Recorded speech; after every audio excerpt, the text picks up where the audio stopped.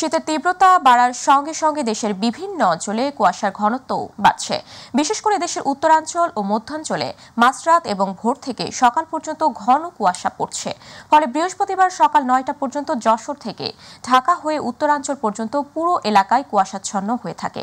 আবহাওয়া অফিস জানিয়েছে, উত্তরাঞ্চলের কয়েকটি বিভাগের বিভিন্ন এলাকার তাপমাত্রা 12 থেকে 15 ডিগ্রি সেলসিয়াসের মধ্যে ওঠানামা করছে। আজ দেশের সর্বনিম্ন তাপমাত্রা চুয়াডাঙ্গা ও গোপালগঞ্জে 10.2 ডিগ্রি সেলসিয়াস। শৈত্যপ্রবাহ না হলেও তাপমাত্রা এর কাছাকাছি নামতে পারে।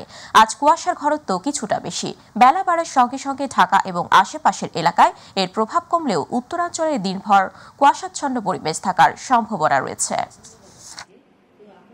আপনারা জানেন ডিসেম্বর মাস আসলেই আমরা শীত, ডিসেম্বর জানুয়ারি ফেব্রুয়ারি 3 মাসই আমাদের শীতকাল এবং ডিসেম্বরের মাঝামাঝি থেকে আমরা অনেক সময় আমরা শৈত্যপ্রবাহ পাই এবং মৃদু থেকে মাঝারি পর্যন্ত পৌঁছে যায়।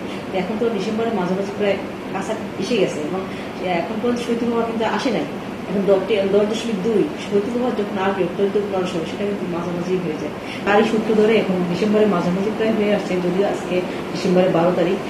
এখন আজকে সর্বনিম্ন তাপমাত্রা 10.2 ডিগ্রি সেলসিয়াস রেকর্ড হয়েছে। তো এটা এরপরে কালকে আর একটু কমবে এবং এরপরে 14-15-16 অর্থাৎ ডিসেম্বর সেই মাঝামাঝিতেই আমরা পৌঁছে যাবো। তখন তাপমাত্রা আরো কিছুটা কমে আসবে এবং তখন মৃদু শৈত্যপ্রবাহ বা তারও বেশি হতে পারে।